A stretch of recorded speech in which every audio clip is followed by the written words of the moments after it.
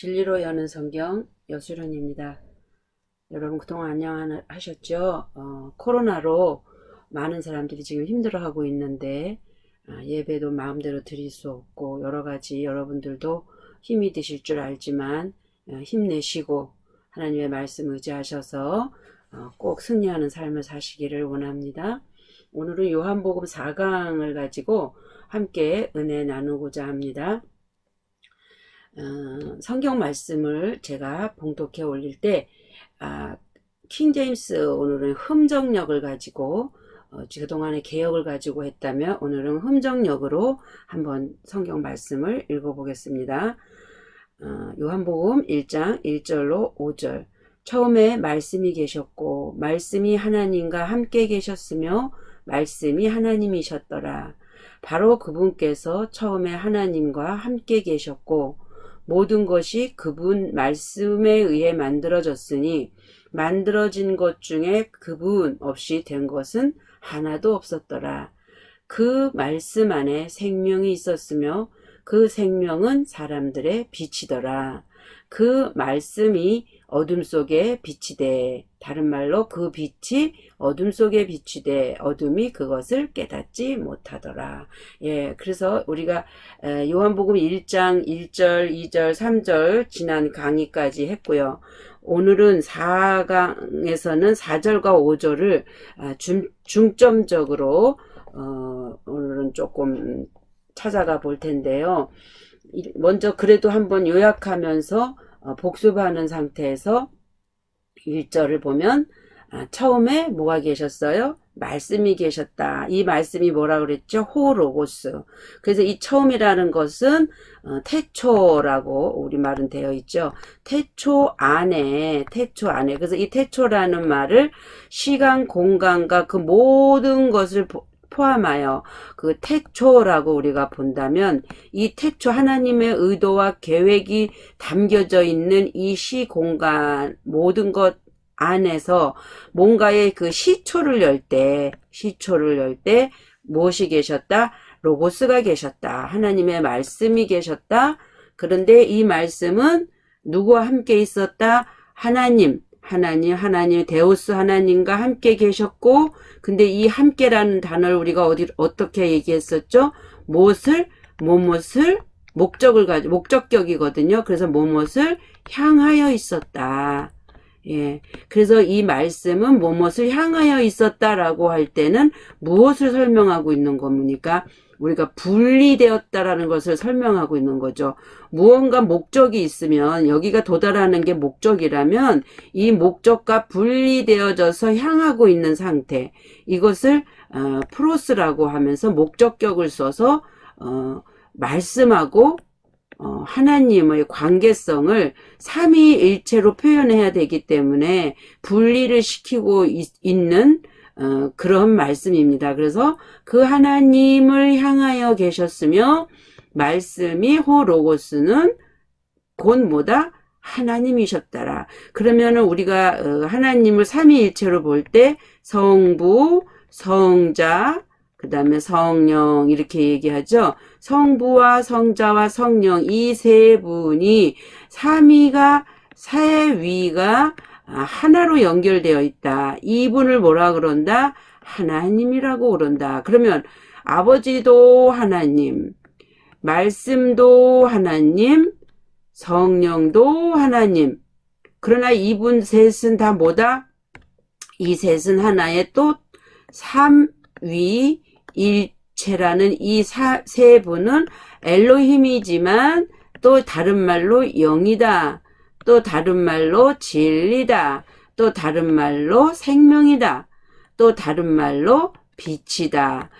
아버지를 표현할 때 말씀이 아버지를 표현할 수 있고 성령이 아버지를 표현할 수 있고 아버지는 당신을 말씀으로 드러내시고 또 아버지는 당신을 영으로 드러내시고 하나님의 속성을 말씀과 성령, 영이라는 곳에다 두고 하나님은 오늘 삼위일체 당신을 표현하고 있다. 그래서 처음에 말씀이 계셨고 호로고스가 계셨고 이 호로고스는 하나님을 향하여 계셨고 그러나 이 향하여 계셨다고 해도 삼위는 하나이기 때문에 분리를 말해주는 것뿐이지 결국은 뭐다? 하나라는 거죠. 그리고 결국은 그래서 그 호로고스는 곧 뭐다? 엘로힘이다. 여기서 엘로힘은 호데오스. 여기서 하나님을 향하여 계셨다라고 할 때 아버지 호데오스 그 아버지 우리가 주목하고 우리가 추구하고 보기를 원하는 그 지목된 그 아버지를 향하여 계셨다. 그러나 그 아버지도 하나님, 말씀 하나님도 하나님, 성령 하나님도 하나님이다. 그래서 삼위를 설명을 해야 되기 때문에 말씀도 하나님이지만 그 하나님을 향하여 있었다라고 설명하고 있는 거다. 우리가 1절을 통해서는 그렇게 배웠습니다. 그래서 2절에서 다시 그것을 확인시켜 주죠. 바로 그분께서 처음에 태초에 누구요? 호데오스 그 하나님을 향하여 계셨고 다시 한번 반복을 해주면서 3절에 모든 것이 물질 세계며 보이는 세계 보이지 않는 영적 세계며 혼적 세계며 모든 세계가 그분 말씀 호로고스에 의해서 만들어졌으니 만들어진 것 중에 그분은 누구예요? 말씀 호로고스 없이 만들어진 것은 하나도 없었더라. 그래서 말씀으로 온 우주 만물이 만들어졌다. 이렇게 지금 설명하는 거예요. 그러면 자 아버지 하나님이 당신을 뭘로 계시하는 거예요? 지금 말씀으로 계시하고 있는 거죠. 근데 이 말씀은 아버지의 말씀이죠. 그러니까 아버지의 의도와 생각이 이 말씀 안에 담겨 있는 거잖아요. 그래서 이 말씀이 모든 것을 의도와 생각을 담고 있었기 때문에 하나님의 전능성을 드러내면서 말씀에 의해서 모든 것이 만들어졌다라고 설명을 하고 있는 것입니다. 그래서 4절 오늘 본문에 이제 들어갈 건데요. 그분 안에 생명이 있었으며 그 생명은 사람들의 빛이라. 그러면 여기서 지금 요한복음에서는 지금 1장에서는 계속 누구를 주제로 놓고 있냐면 말씀을 주제로 놓고 있단 말이에요. 호로고스. 다른 말로 말씀 아들을 두고 지금 주제를 놓고 있거든요. 그래서 그분 누구예요? 우리가 지금 이미 이제 아는 걸로 보면은 예수 그리스도 안에 뭐가 있었어요? 생명이 있었대요. 그래서 이 본체 하나님의 삼위일체 엘로힘적 속성의 이 말씀 안에 뭐가 있다? 생명이 있었으며 그 생명은 사람들의 빛으로 나타나더라. 지금 이렇게 되거든요. 자 그러면 하나님은 당신을 뭐로 계시하시죠? 하나님은 말씀으로 계시하시죠.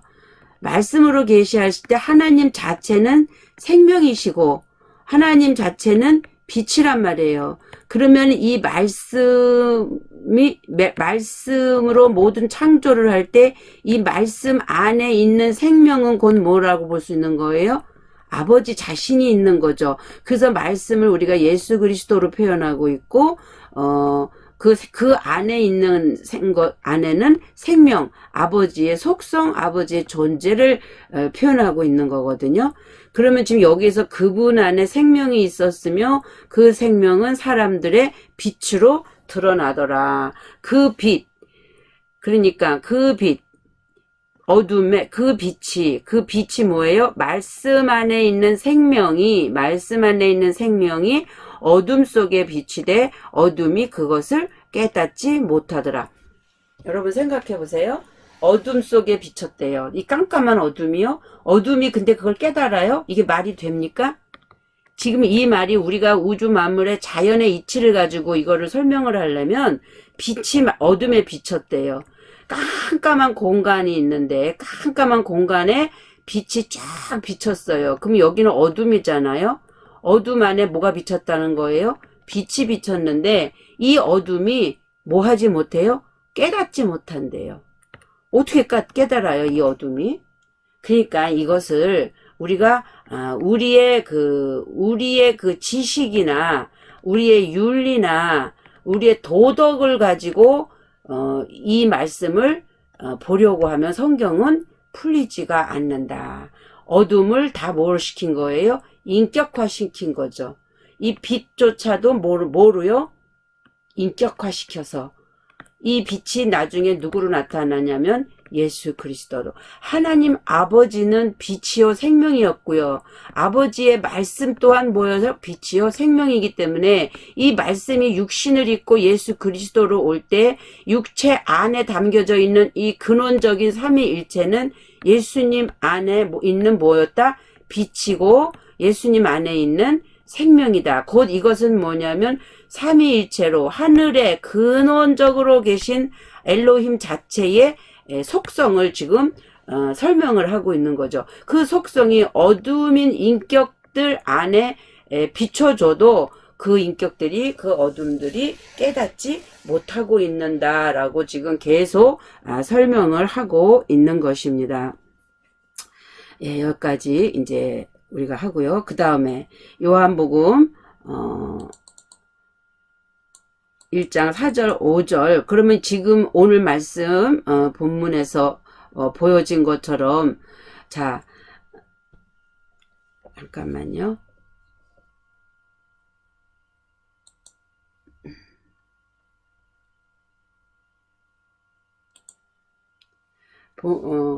사절 그분이 자 말씀 안에 생명이 있었고 이 생명은 사람들의 빛인데 그 빛이 어둠 속에 빛이 말씀 안에 있는 생명이 곧 뭐다?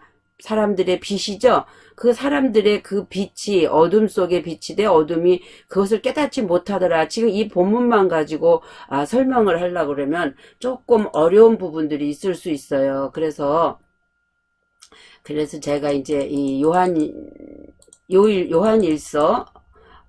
요한복음 이제 1장 4절 5절의 보충 설명으로 요한일서도 요한이 쓴 거잖아요. 요한일서 4장 1장 4절에서 5절의 말씀을 보충 설명을 가지고 오늘 요한복음 1장 4절 5절을 설명해 보기를 원합니다. 요한일서 1장 1절 5절 자 여기도 보니까 뭐로 돼 있어요? 처음부터라고 돼 있죠. 여기도 보니까 처음부터 이게 뭐예요? 태초부터 계셨던 그것. 이거 지금 킹제임스 흠정역이거든요. 처음부터 태초부터 계셨던 그것. 그게 뭐예요? 즉 생명의 말씀. 그게 뭐예요? 호로고스라 그랬죠. 자, 처음부터 태초 안에부터 있었던 하나님의 의도와 하나님의 의중과 생각과 그 뜻 안에서 뭔가 하나님이 뭔가 일을 시작하고자 하시는 시점 그것이 태초다라고 얘기할 때 태초 그 하나님의 의도와 의중 안에 뭐가 있다라는 거예요. 말씀이 있다는 거죠. 그 처음부터 계셨던 그것 호로고스 그것이 뭐냐? 생명의 말씀이다. 근데 이 말씀에 관하여는 그것을 뭐를요? 생명의 말씀을 어떻게 했다? 1. 우리가 들었고 2. 우리 눈으로 보았고 3. 자세히 살펴보았고 4. 우리 손으로 만졌노라.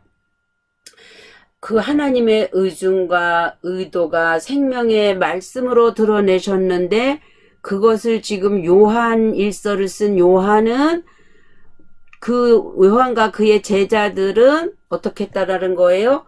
그 하나님의 말씀을 들었대요. 근데 말씀을 봤대요. 그리고 자세히 살펴보았대요. 그리고 말씀을 손으로 만졌대요. 여러분 이걸 어떻게 설명할 거예요? 그러니까 지금 여기에서도 지금 요한일서에서는 누구를 설명하고 있는 거죠? 성육신하신 예수 그리스도를 지금 설명하고 있는 거잖아요. 그 성경은 그냥 문자로만 그냥 보면은 절대 안 됩니다. 그런데 처음부터 계셨다. 태초 안에 있었던 요한복음 1장 1절에 1절에 예수 그리스도께서 하나님과 하나로 계셨고 하나님을 향하여 영원전부터 존재하고 계셨음을 시사하는 요한복음 1장 1절의 이 말씀을 지금 요한 1서에서도 또 똑같이 설명하고 있는 거잖아요. 예수 그리스도께서 하나님과 하나로 계셨다라는 말은 바로 뭐를 얘기하냐면 말씀이신 호로고스. 그러니까 이분은 뭐예요? 말씀이지만 무슨 말씀? 생명의 말씀인 거죠. 생명의 말씀에 대해서 말씀은 하나님과 하나로 있었다. 뭐로 있었다는 걸 삼위일체로 하늘에 계셨다. 엘로힘으로 함께 계셨다라는 걸 지금 설명하는데 요한복음 10장 30절에 보니까 나와 아버지는 뭐다? 하나이다. 예, 나와 아버지는 하나이다 라고 하면서 예수 그리스도께서 하나님과 하나로 계셨다라는 말을 지금 증명을 해주고 있는 거죠. 또 하나님을 향하여 영원 전부터 존재하고 계셨다. 그러니까 하나님의 의중과 의도 안에 이미 아버지로 말씀으로 성령으로 존재하고 계셨기 때문에 이 세 분을 통틀어 우리가 통칭어로 뭐라 그런다? 엘로힘이라 그런다. 또는 데오스라고 부른다. 그래서 하나님을 향하여 영원 전부터 존재하고 계셨음을 지금 시사를 하고 있는 건데요.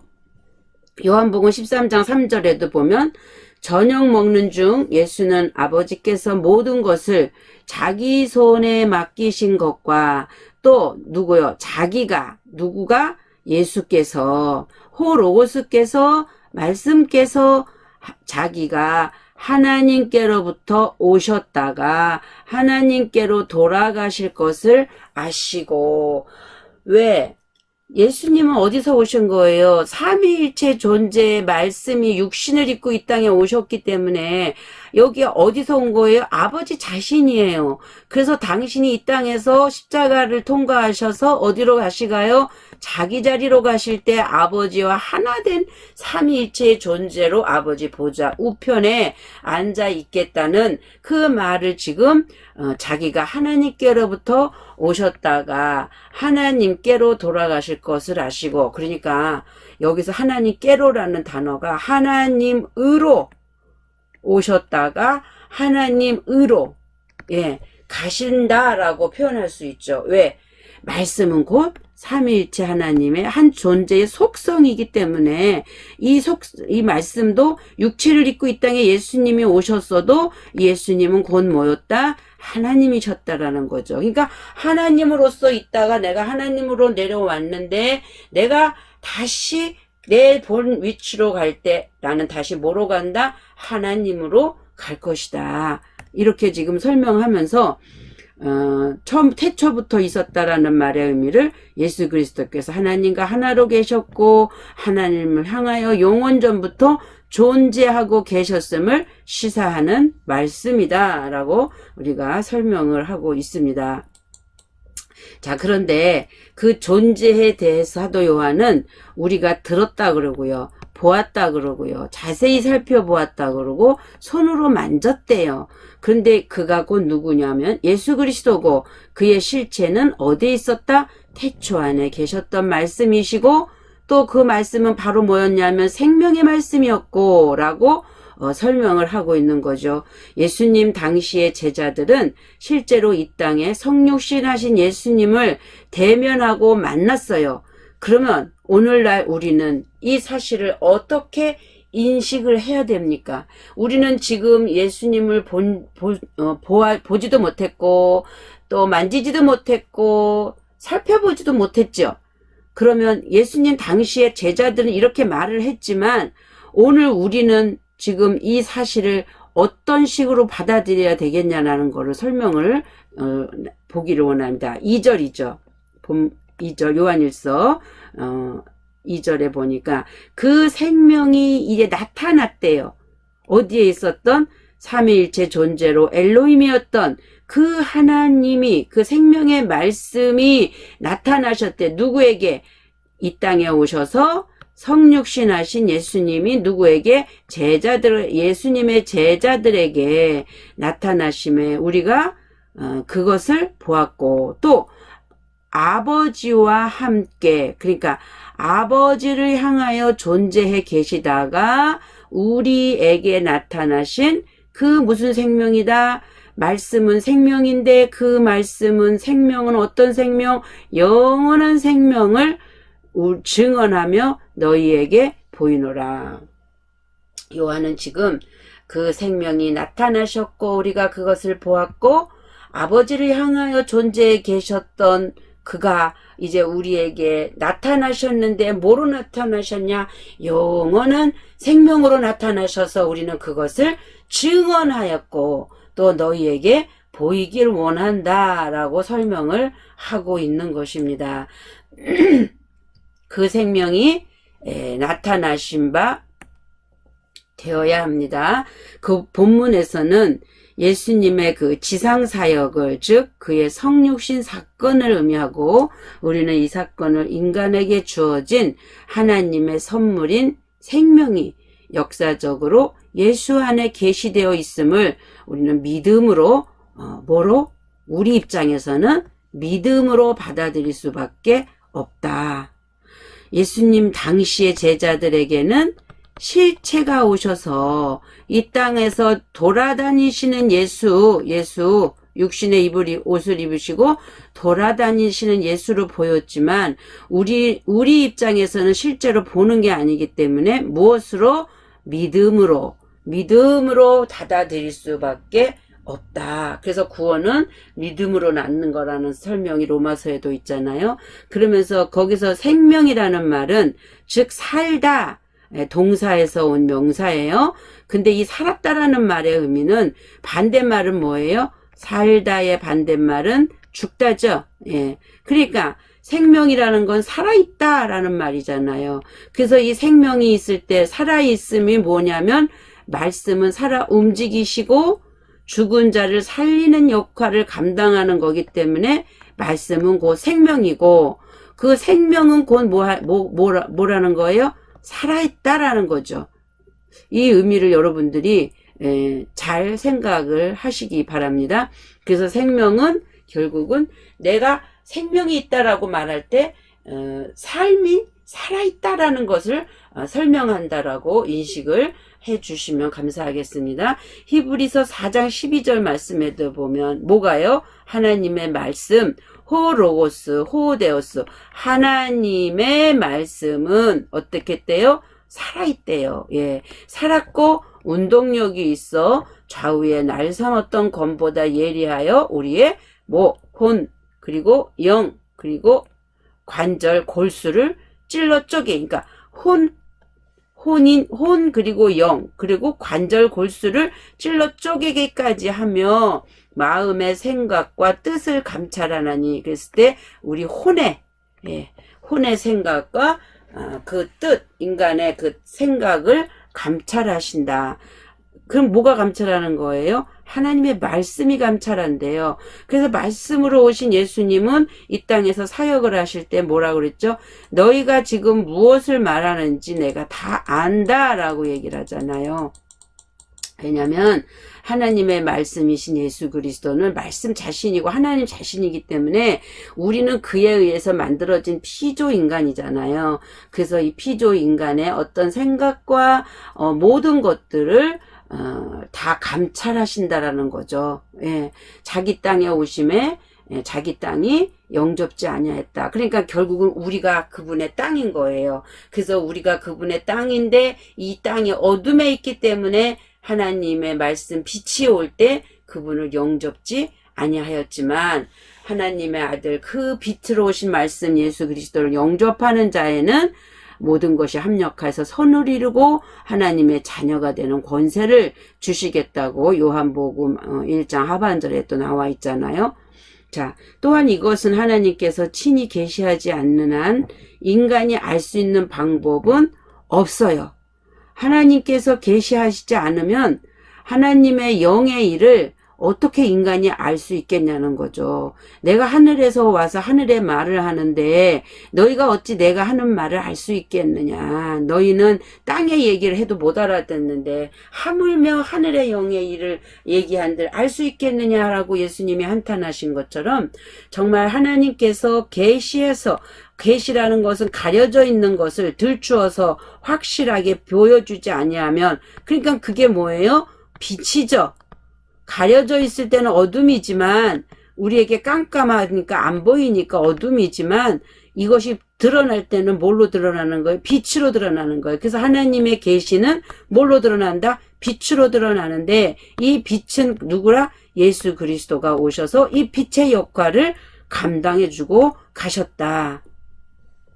성경에 기록된 많은 하나님의 선지자들을 통해서 하나님은 1차적으로 계시하였고 그 기록된 말씀을 통해서 계시하셨고, 그리고 마지막 선지자로 예수 그리스도가 오신 거죠. 예수님이.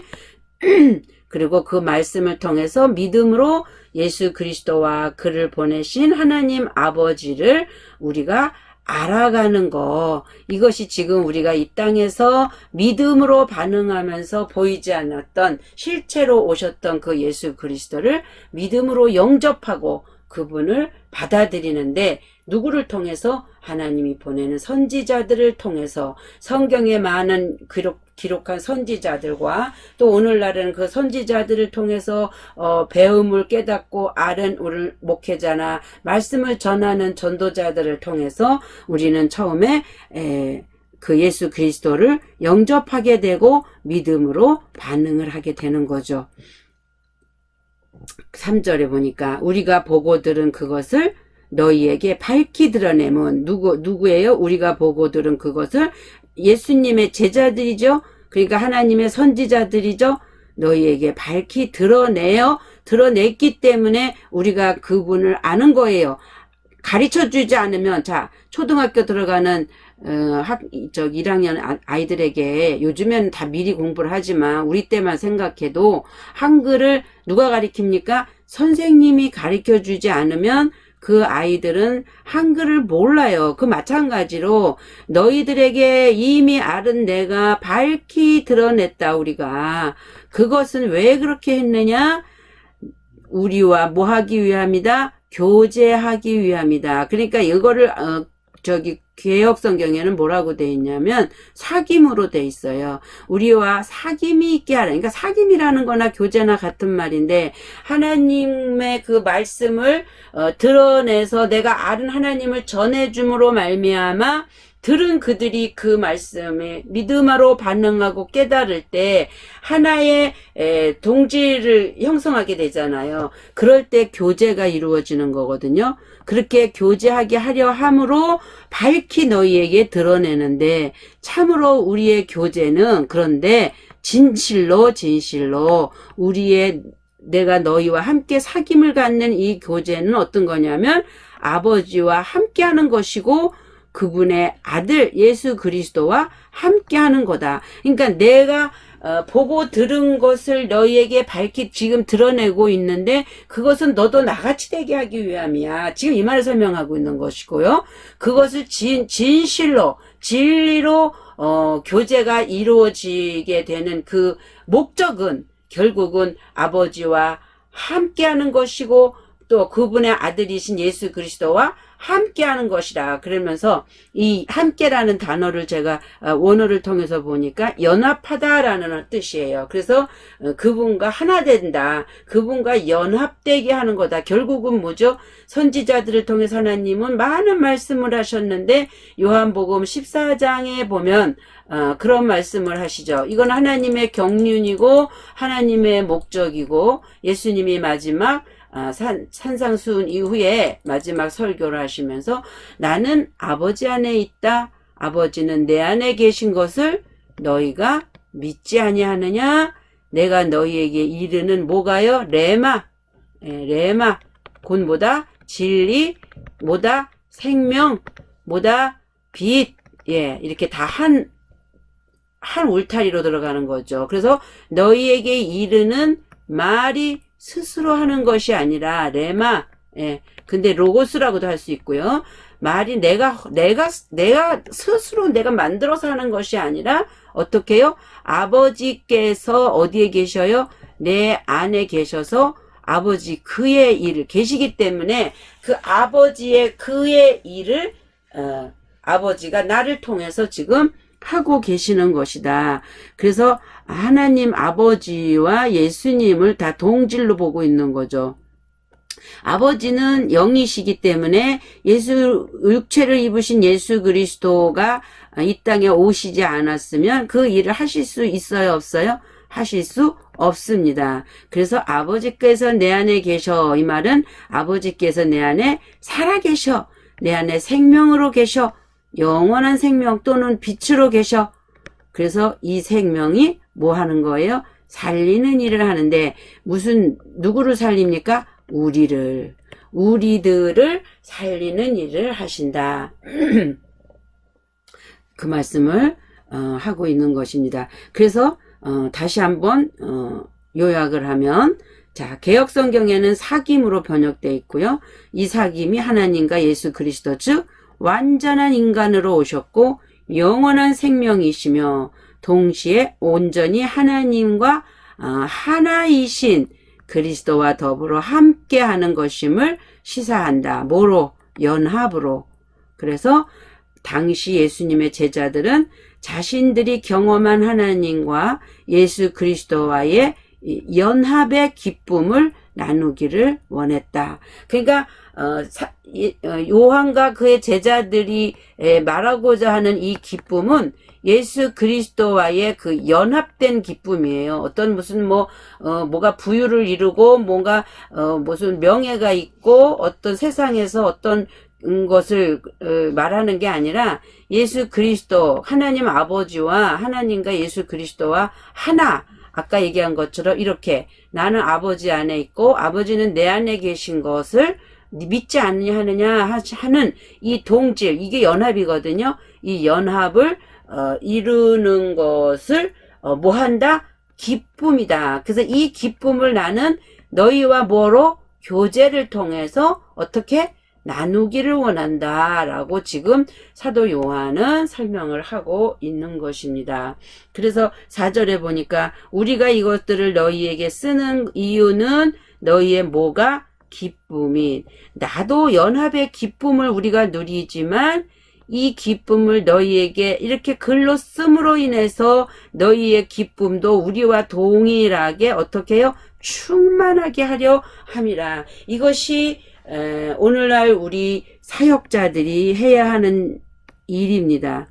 하나님께서 기름 부어 세워서 나를 목사 삼았다, 전도자 삼았다, 여러 가지 얘기들을 하는데 온전하게 정말 그리스도와 연합의 기쁨을 나누면서 그 일을 감당하는 사람들이 있는가 하면 그냥 자기의 어떤 윤리 도덕 안에서 내가 아는 하나님, 내가 만난 하나님을 나누면서 그것을 전도하는 사람들이 있다라는 거죠. 그러나 좋습니다. 어쨌든 예수 그리스도의 이름이 확장되어지면 되니까 하나님은 이것까지도 허용을 하시는데 결국은 하나님이 원하는 것은 아버지 안에 아버지가 내 안에 있는 그 사실, 그 연합을 이루는 자들에게 기쁨이 충만하게 하신다라는 사실을 여러분이 잊지 마시고요. 이것도 하나님은 이해를 하시고 인정하시지만 이거는 무엇이다? 과정이다.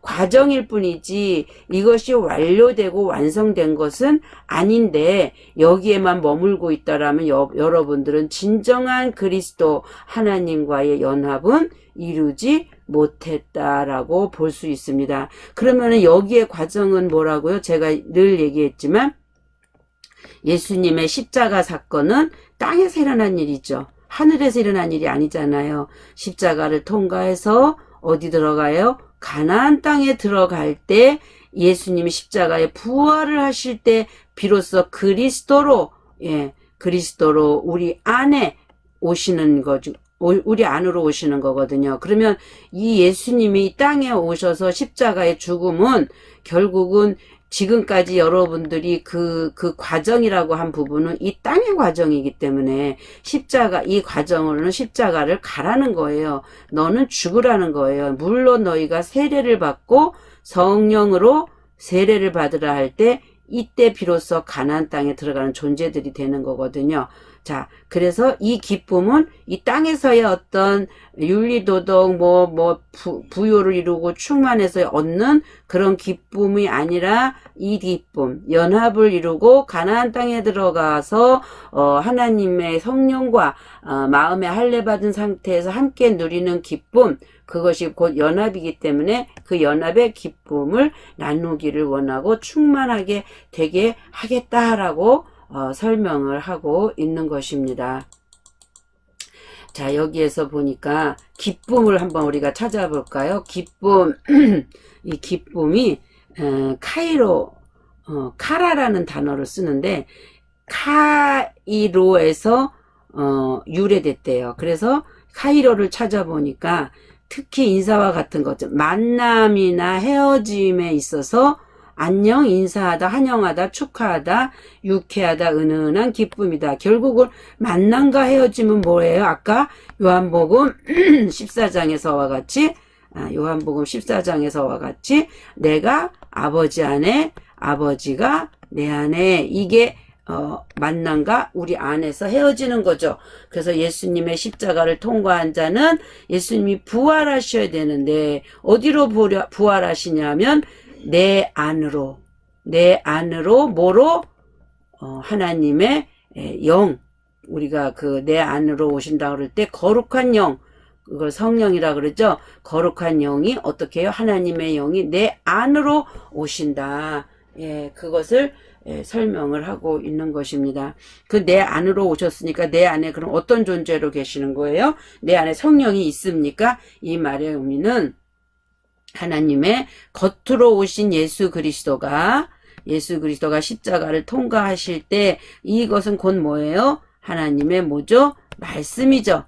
이 말씀, 로고스가 겉의 말씀이 이제 내 안으로 들어올 때는 뭐로 들어오신다? 성령의 모습으로 들어오는데 이 거룩한 영은 그 영은 말씀은 곧 영이기 때문에 여기에서는 로고스가 이것은 레마로 다시 말해서 진리로 깨달아져서 이 진리가 곧 생명이기 때문에 내 안에 씨를 뿌리시고 내 안에서 이 씨가 발화할 수 있도록 하신다라는 게 내 안에 속 사람을 강건케 하신다라는 그 속 사람의 그 생명으로 이끄시는 것을 성령이 내 안에 오셨다라고 설명을 하는 거죠. 그래서 너희가 성령을 받으면 너희 뭐에서? 배에서 뭐가 흘러나요? 생수의 강이 여기 살아있는 물. 예. 그러면 그 전의 물은 흐르는 물로서 씻어야죠. 죽음을 가게 하는 물이라면 이제 비로소 생수의 강이 흘러나리라 라고 말씀을 하고 있는 것입니다. 자, 그런 5절 봅니다. 5절. 그런즉 우리가 그분에게서 듣고 그분에게 밝히 드러내는 소식이 이것이니 곧 그 하나님은 뭐라고요? 빛이시오. 아버지 하나님이죠. 그분 안에는 전혀 어둠이 없다는 것이라. 그러면 여기서 이 말은 곧 뭐예요? 아버지는 속성은 뭐였어요? 말씀이었죠. 그 말씀도 하나님이잖아요. 이 하나님도 하늘에 계시잖아요. 삼위일체로 계시잖아요. 이분이 육신을 입고 이 땅에 오셨어도 그분은 여전히 하나님의 그 육체는 우리와 똑같은 인간의 모습이지만 그 안에 속의 사람은 뭐였다? 사람이라고 하기보다는 그 속 안에 있는 그것은 빛이시고 그 아버지의 뭐요? 진리의 말씀이었다. 그래서 이 진리라는 것은 어둠이 전혀 없었다라고 설명을 하는 겁니다. 그래서 어둠이 그러면은 이제 우리가 뭔가를 조금 살펴보기를 원하는데요. 어둠은 곧 뭐다? 무지를 설명하는 거고, 불분명을 설명하는 거고 불확실하다는 의미를 갖고 있기 때문에 본문에 어둠이 없다는 말의 의미는 그분 자신이 진리이기 때문에 그분은 바로 빛이기 때문에 빛에는 어둠이 거할 수 있어요? 없어요? 없다라는 거죠. 빛이고 진리고 생명이신 그분 안에는 절대 어둠이 없었다. 그래서 예수 그리스도는 인간의 몸은 입고 있었지만 하늘에서 오셨고, 그러니까 하나님 아버지의 존재로서 오셨고, 우리는 어디에서 났어요? 땅에서 났기 때문에 본질적으로 예수 그리스도와 우리는 다른 속성이다 라는 거를 여러분 잊지 말기를 원합니다. 어떤 분들의 말씀에 의하면 자, 하나님이 우주 만물 모든 것을 창조하셨다? 그렇기 때문에 모든 것이 하나님이 하지 않은 것이 없다라는 그 관점으로만 볼 때 어떻게 보냐면 예수 그리스도가 하늘에서 오신 것처럼 우리의 영도 우리의 영혼도 하늘에서 왔다라고 설명을 하는 분들이 있습니다. 그러면 이렇게 본다라면 그래서 우리의 존재가 누군지를 깨달아라 라고 얘기하는 분들이 있는데 그렇게 얘기를 한다면 예수님이 이 말씀을 하시지 말아야죠. 나는 하늘에서 왔고 너희는 땅에서 났으니 라고 그래서 본질적으로 나와 너는 다르고 하늘에서 와서 가신 분은 누구밖에 없다? 예수님밖에 없다라고 설명을 하고 있는데 어떻게 우리가 하늘에서 왔다라고 합니까? 너희 아비는 마귀라고 하고 있는데 이 말을 제가 다시 설명을 해드리면은요. 사람이 응애하고 아기로서 나라는 존재가 태어날 때 이것을 옛사람이라고 그러죠. 그러면 나의 영과 혼과 육은 보이는 모습이고 물질이고 자, 혼은 나의 뭐예요? 생각과 마음과 의지예요. 그러니까 이거는 나의 정체성이에요. 정체성인데 나의 이 정체성이라는 혼이라는 그릇 안에 영이 담겨 있단 말이에요. 그 영은 뭐냐면 악한 영, 사탄의 영, 마귀, 사탄, 마귀, 귀신이라는 그 악한 영이 나를 잡고 있는데 이걸 다른 말로 하면 뭐로 표현할 수 있느냐 하면 정욕이라고 표현할 수 있어요. 왜냐하면 아담과 하와가 선악과를 먹을 때 육신의 정욕, 안목의 정욕, 이생의 자랑이라는 이 세 가지에 넘어가갖고 선악과를 먹게 되는 거거든요. 그래서 이 정욕적인 본질이 그 선악이라고 우리가 선과 악으로 나누어 보는 이 나무, 우리가 나무인데 나무의 실체라는 거죠.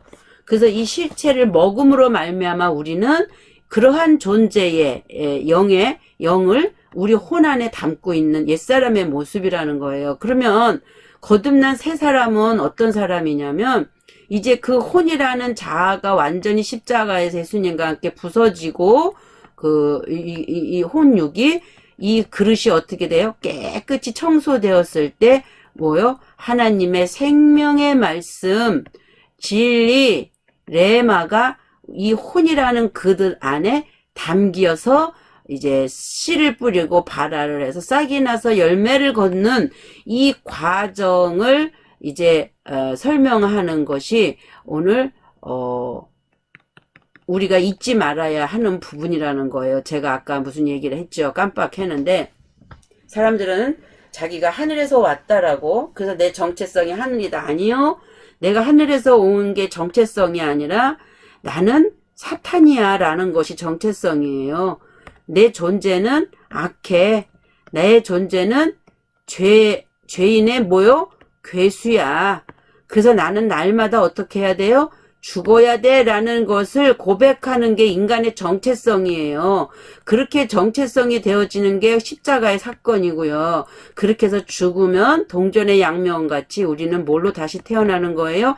예수 그리스도와 함께 십자가에 죽은 너희는 예수 그리스도와 함께 뭐 했어요? 부활해서 아버지 보좌 우편에 무엇이 우리의 영혼이 보좌 우편에 앉아있다. 그 말은 뭐냐면 예수 그리스도와 하나로 되어져 있다라는 것을 설명을 하고 있는 거죠. 그래서 절대 나는 고귀한 자야. 나는 뭐 이렇게 위대한 자였어. 내가 몰랐어. 인식을 못해서 그런 거야. 라는 것은 생각을 여러분들이 절대 하시면 안 됩니다. 그러면 이런 분들은 어떻게 해요? 십자가의 사건을 통과할 수 없어요. 내가 얼만큼 처절하게 악한 자고 존재가 아무것도 아니다는 것을 인식하는 게 자아의 죽음인데, 내가 좋은 고귀한 존재야. 나는 하늘에서 왔어. 네가 그럼 예수냐? 이렇게 되는 거죠. 오직 하나님 아들은 예수밖에 없단 말이에요. 우리는 그에 붙은 자들이라는 거죠. 교회고 우리는 그의 신부들이는 거지, 내가 예수가 될 수도 없고 내가 하나님 아버지가 될 수도 없는 거예요. 그분이 나라는 존재 안으로 들어오셔서 나와 함께 연합을 이루는 거지, 내가 절대 하늘에서 왔다라고 하면 십자가가 내가 죽는 사건을, 내가 이렇게 처절하게 악한 자구나, 내가 죄인의 개수라구나, 이 사도 바울의 고백은 그럼 거짓이 돼야 되는 거예요.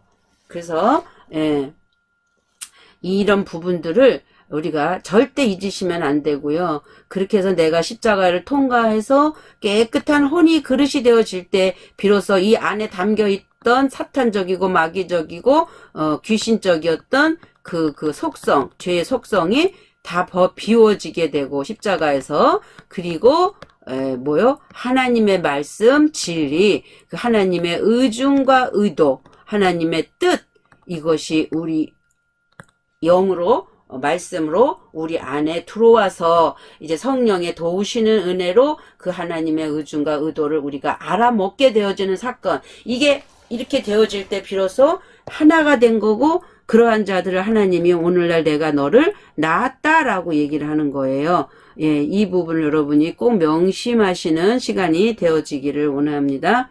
그래서 어둠을 보니까, 그러면 어둠이 뭐냐?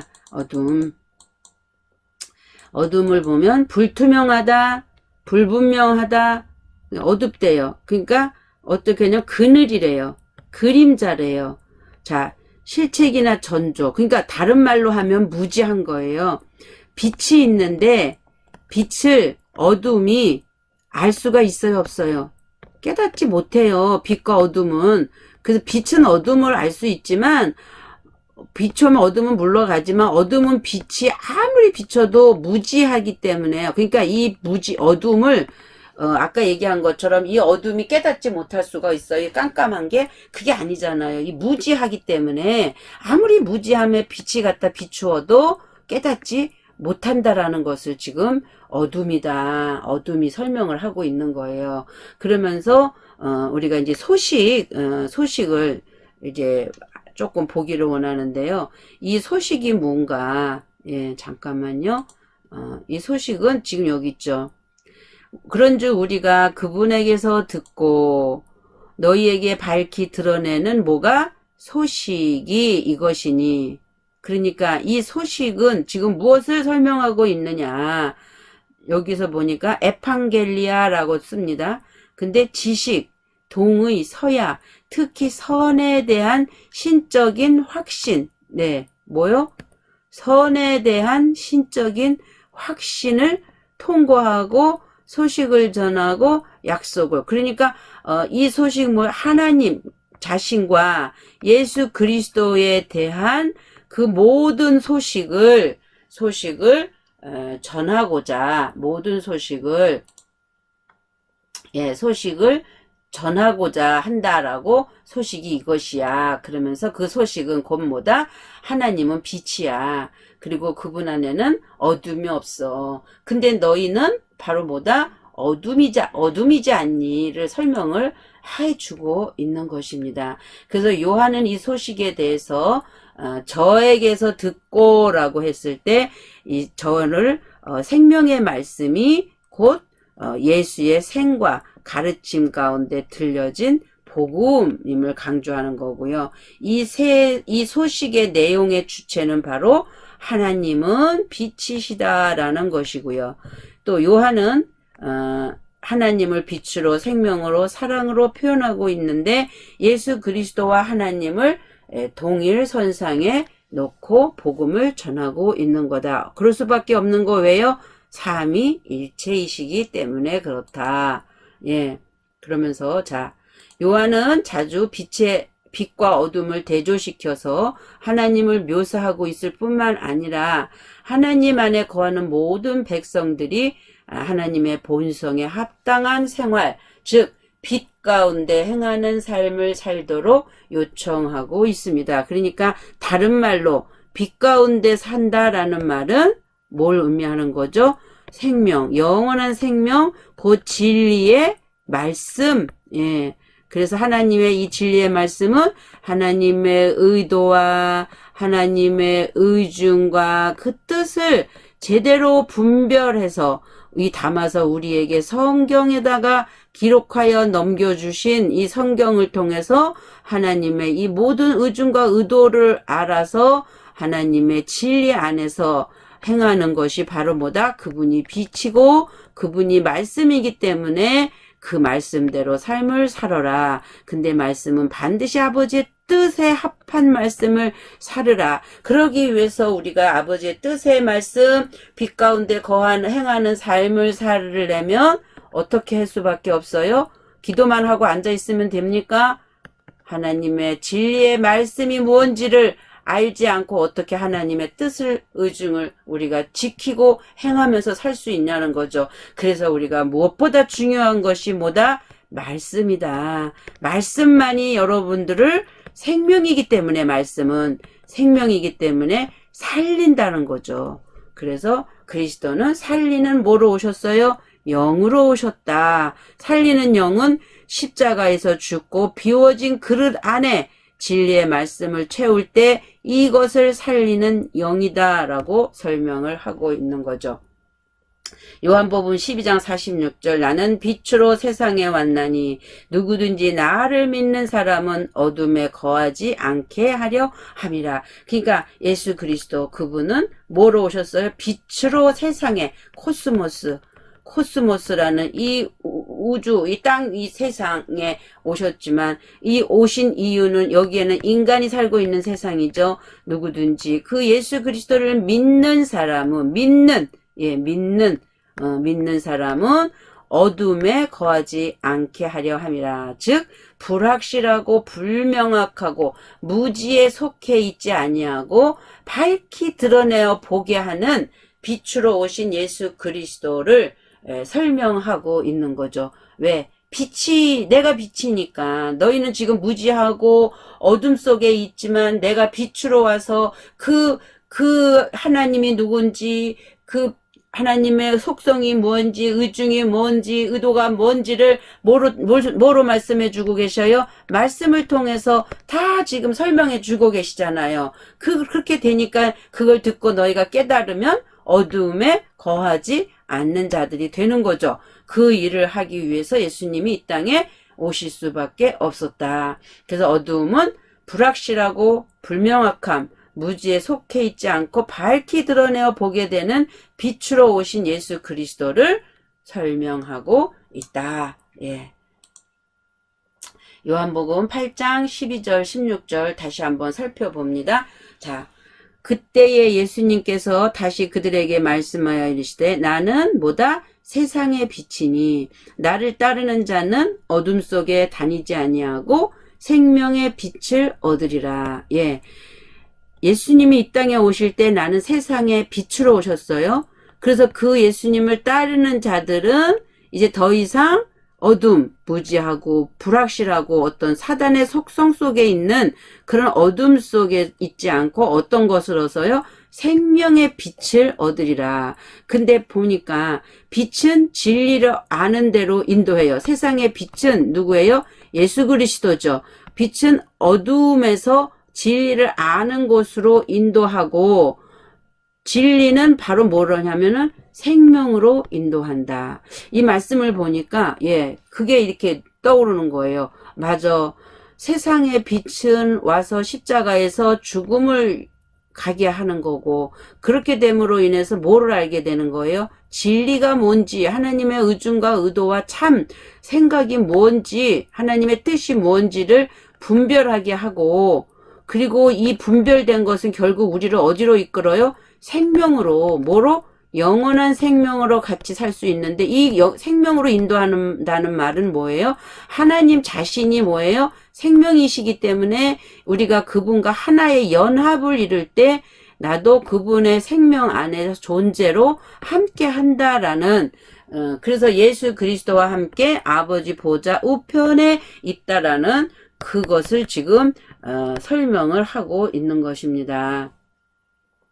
우리가 구약에서 예수님이 자기 자신을 빛이라고 설명한 부분이 많이 나와 있거든요. 그 부분을 조금 우리가 살펴보고 지나갈 텐데요.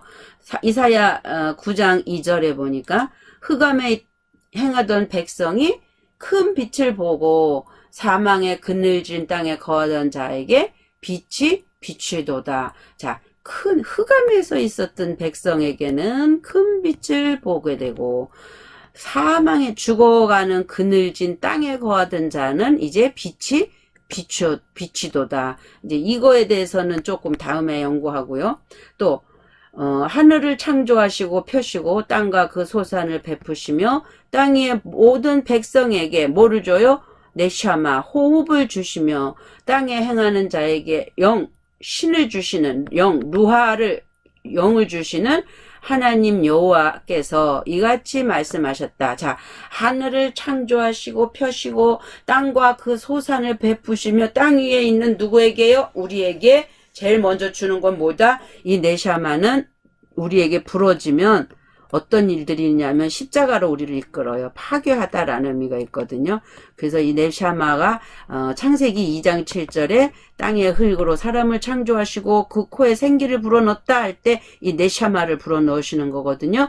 그랬더니 사람이 뭐가 돼요? 산혼이 되는 거죠. 그러면 그동안은 죽어 있었단 얘기네요. 네샤마가 부러지니까 비로소 산혼이 되는 거죠. 하나님의 생명, 하나님의 살아계심이 우리 안에 들어오니까 내 혼이 사라지는데, 그렇게 되니까 결국은 나는 어떻게 돼야 돼요? 파괴돼야 되죠. 예수님과 함께해서 내 존재가 누군지를 알아서 십자가의 죽음을 통과하게 되는 거죠. 그렇게 돼야 하나님께서 이제 그 땅에서 행하는 자에게는 뭐를 주는 거예요? 루하, 이 그릇 깨끗이 담겨진 그릇 안에 하나님의 성령께서 진리를 루하를 주시는 여호와께서 이같이 말씀하시되, 그 의미를 담고 있는 겁니다. 이사야 42장 6절에도 나 여호와가 의로 너를 불렀은즉 내가 내 손을 잡아 너를 보호하며 너를 세워 내 백성의 언약과 이방의 빛이 되게 하리니. 누구를 얘기하는 거예요? 예수 그리스도를 설명할 때 내 손을 잡고 보호하고 백성의 언약과 이방의 빛이 되게 하겠다. 예, 할례받지 않은 하나님의 천 자손이 아닌 그 이방인들에게 빛의 역할을 감당하기 위해서 오신 예수 그리스도. 42장 7절도 내가 소경의 눈을 밝히며 갇힌 자를 옥에서 이끌어내며 흑암에 처한 자를 가나서 나오게 하리라. 우리의 뭐로 오신 거예요? 구원주로 오신 예수 그리스도를 오늘 당신 자신을 설명하고 있는 이 말씀을 구약의 성경을 인용하면서 아까 우리가 봤던 나는 생명의 빛, 세상의 빛이다 라고 자기 자신을 구약 성경의 말씀을 인용하면서 설명을 하고 계신 겁니다. 그러므로 바리새인들이 그분께 이르되 네가 네 자신에 대하여 증언하니 네 증언은 참되지 않도다. 왜냐하면 이 누군가를 증언할 때는 내가 나를 증언하는 것은 그거는 아니에요. 누군가가 그 사람은 참 선해, 그 사람은 좀 이런 사람이야 하고 착한 사람이야, 이렇게 증언을 해줄 때 그게 신빙성이 있지. 나 안 그랬어, 나 도둑질 안 했어 라고 아무리 얘기를 해봤자 그거는 증거가 안 된다는 거죠. 근데 옆에서 그걸 실제로 본 사람이 아니야, 저 사람이 안 했어 라고 증언해 줄 때 그 증언이 참되잖아요. 그러니까 바리새인들은 지금 예수님 자신에게 대해서 그렇게 설명하고 있는 거예요.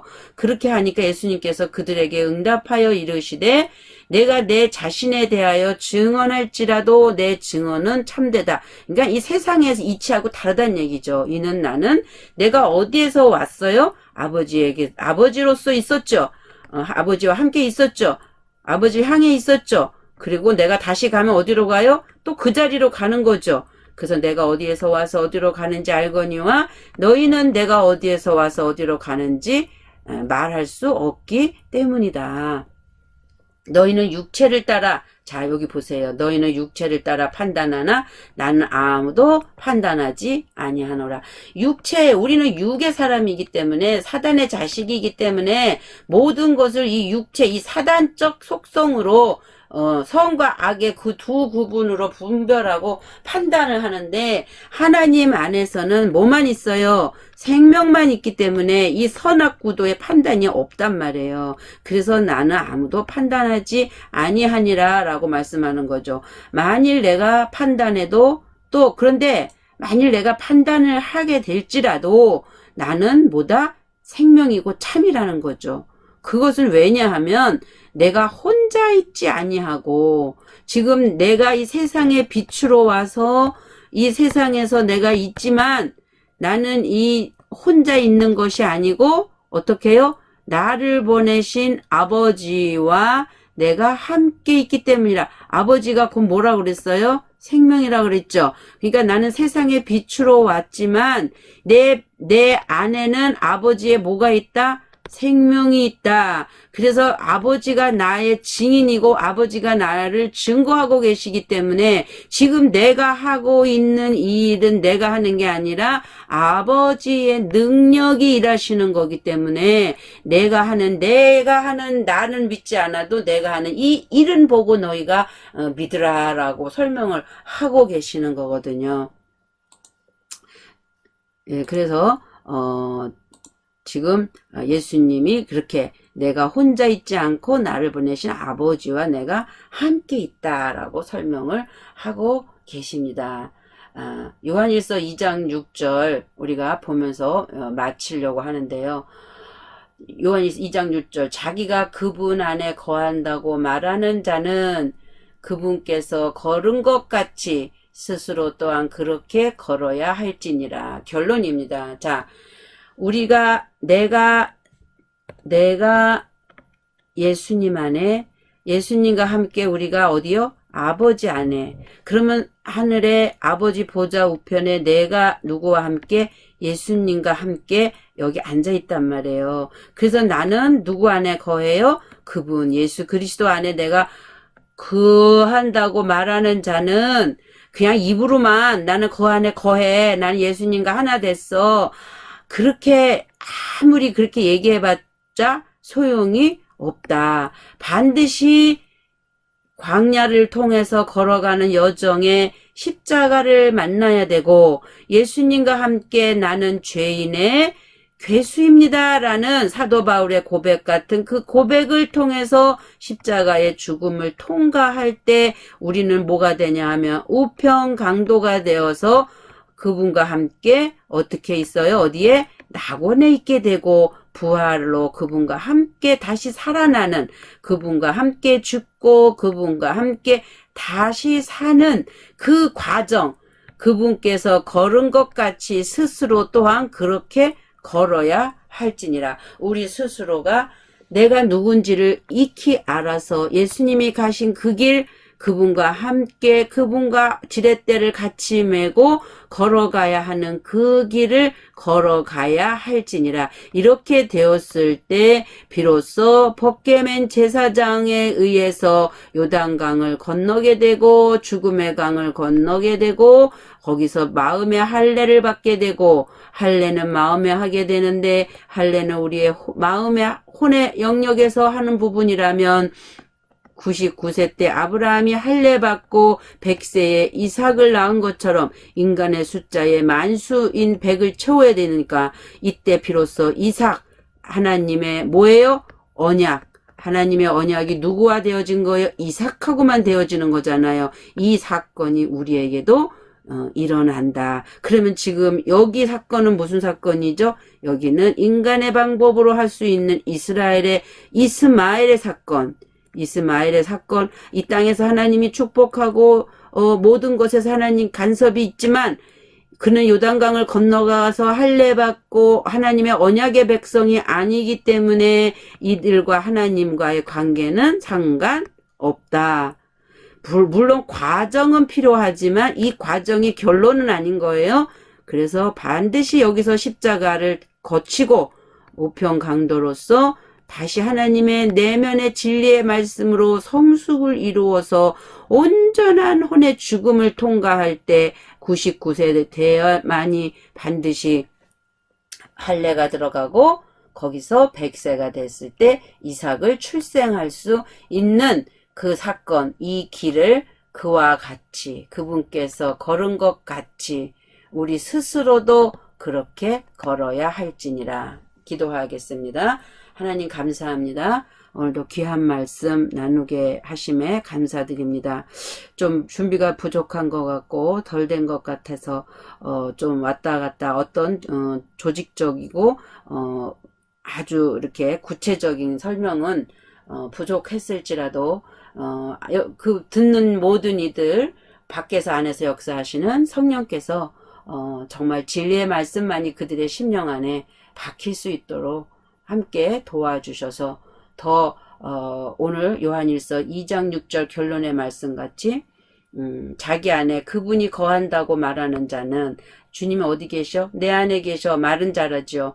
그런다 그분께서 걸은 것 같이 스스로 또한 그렇게 그 십자가의 길, 죽음의 길을 통과하는 그 길을 걸어갈 수 있도록 우리 성령 하나님 지켜주시고 보호해주시고 헬퍼로서 인도해 주시기를 간절히 바라고 원합니다. 예수님의 이름으로 기도했습니다. 아멘. 예배를 마칩니다.